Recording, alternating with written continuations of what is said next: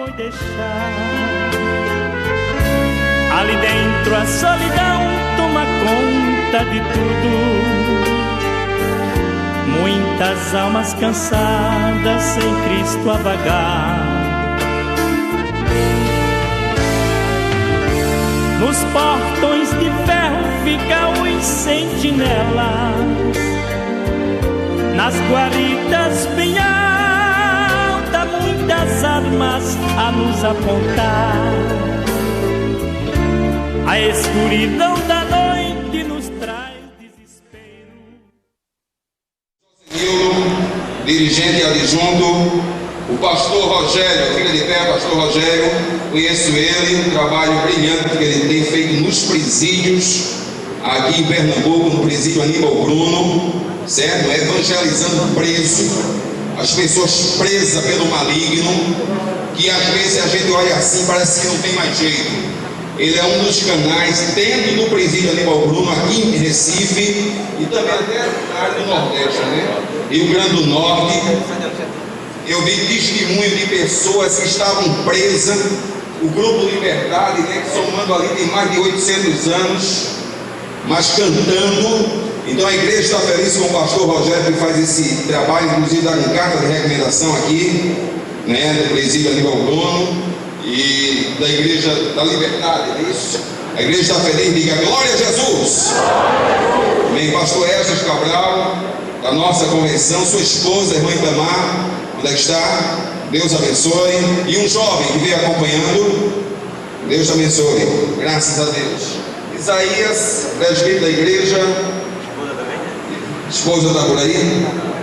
Amém, glória a Deus. Eu sou grato a Deus pela vida de cada um dos irmãos e das irmãs que aqui estão, também não deixando de agradecer a Deus pela vida do missionário e evangelista Rogério Martins. Eu, aonde passo, costumo dizer que este homem de Deus para mim, ele é mais que um pai, ele é mais que um irmão, para mim ele é mais do que um amigo.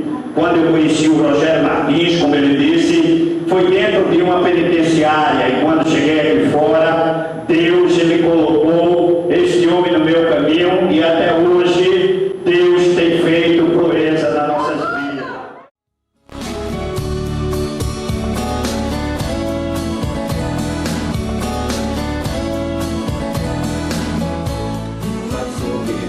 Estamos aqui no estúdio, né, da Rádio Relógio, como vocês estão vendo.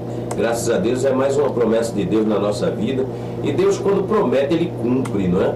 Deus, Ele é fiel. Eu vou apenas fazer uma retrospectiva de tudo que ocorreu desde a minha conversão ao Evangelho de Cristo. Eu me converti ao Evangelho no dia 27 de setembro do ano de 1998, quando eu estava completamente bêbado. Muita gente conhece minha história, não é? Eu estava completamente bêbado e drogado. E adentrei numa Assembleia de Deus e aceitei Jesus. Naquele mesmo dia que eu aceitei Jesus, um amigo meu, né, que se dizia meu amigo, ele já andava comentando com muita gente que ia tirar a minha vida. E tempos depois, alguns dias após a minha conversão, ele afirmava para muita gente que iria para um piquenique e quando voltasse ele ia tirar a minha vida. Ele andava armado com uma peixeira.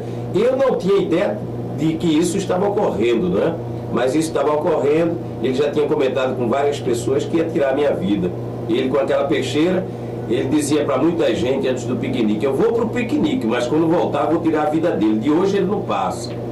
Mas você vê como Deus faz, não é? Eu já tinha aceitado a Jesus e muita gente tinha até me afirmado que ele ia para o piquenique, quando voltasse ia para a igreja comigo. Um amigo meu, evangélico, chegou a me afirmar isso. Que ele havia dito que quando voltasse do piquenique ia para a igreja comigo. E eu fiquei alegre, né? Porque eu já estava convertido ao Evangelho, gostaria também que ele servisse a Jesus. Mas, quando deu por volta de 5 horas da tarde, aquele mesmo amigo que disse que ele ia para a igreja, chegou para mim e disse, olha, soubesse, eu disse, não, fulano morreu, eu não vou citar o nome, fica chato.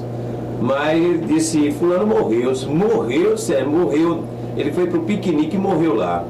Eu fiquei apavorado mesmo. E corri, fui procurar saber informações e disseram realmente que ele havia morrido. Não morreu afogado. Ele sentiu uma dor, caiu e já caiu morto, né? E ali eu pude acreditar que a palavra de Deus ela é fiel e verdadeira, né? Quando ela diz que Deus ele contempla, ele sabe as minhas intenções e a tua intenção. E ele já sabia naquele momento que a intenção dele era tirar a minha vida. E como eu havia me convertido, Deus poupou a minha vida e levou ele, não é? E mesmo assim, sabendo que ele estava morto, eu não sabia que ele estava com esse pensamento. Eu fui para o enterro dele. E no meio do caminho, aquele meu amigo chegou para mim e contou toda a verdade, dizendo que ele estava tramando a minha morte. Cheguei no cemitério de Paulista, eu não dei credibilidade a meu colega. Quando eu cheguei ali em Paulista, eu encontrei com a mãe dele e a avó. E elas me abraçaram e disseram: meu filho, o que é que você está fazendo aqui? Eu disse: eu vim para o enterro do meu amigo, meu melhor amigo. E ela disse: amigo, olha, alguns dias atrás ele sempre andava armado e dizia que ia tirar a sua vida. E eu pude ver que realmente Deus foi quem levou ele, porque para poupar a minha vida, né? Me dando um livramento, mais um livramento de morte, né? Porque antes de aceitar Jesus eu tive tantos livramentos de morte. Mas a partir daí, queridos, eu comecei a trabalhar para Jesus, a ser sincero com Jesus. Comecei trabalhando nos hospitais, ganhei vidas nos hospitais, ganhei uma mulher em estado terminal no hospital. Nos últimos suspiros da sua vida, eu consegui fazer com que ela fizesse, através de sinais, a sua confissão para Cristo. E ali ganhei muitas vidas para Jesus, mesmo com a minha pouca experiência no Evangelho, né? Eu falava muito alto, me expressava muito alto, e muita gente dizia que eu não dava para fazer evangelismo em hospitais. Mas Deus me conduziu, né? Ele começou a usar seus vasos e me conduziu até o presídio Aníbal Bruno. Foi quando eu comecei a fazer evangelismo em presídio. Eu tenho muita história para contar, queridos. Sobre evangelismo em presídio, muitas histórias, muita experiência para contar. No dia 13 de junho de 1999, eu entrei pela primeira vez no presídio Professor Aníbal Bruno, o maior presídio da América Latina. Na época tinha 3.600 presos, depois chegou a 4.022 presos. E eu tenho a registrar algumas passagens no presídio, como por exemplo, quando eu comecei eu não gostava de presidiário, né? Porque eu vivi uma vida muito atribulada, eu vivi no meio de pessoas que assaltavam, que roubavam. Mas depois que eu me tornei crente, é como muita gente diz: não quero mais saber do mundo, né? Mas não é assim não.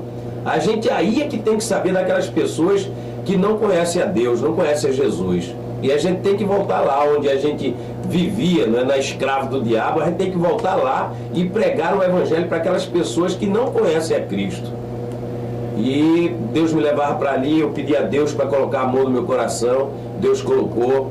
Eu comecei a fazer o evangelismo, passei a ser conhecido como o irmão do Bocão, porque eu falava muito alto lá no presídio, pregava ali nos pátios, nos pavilhões. Aonde tinha um preso, eu chegava para pregar a palavra. Ganhei muitos presos para Jesus.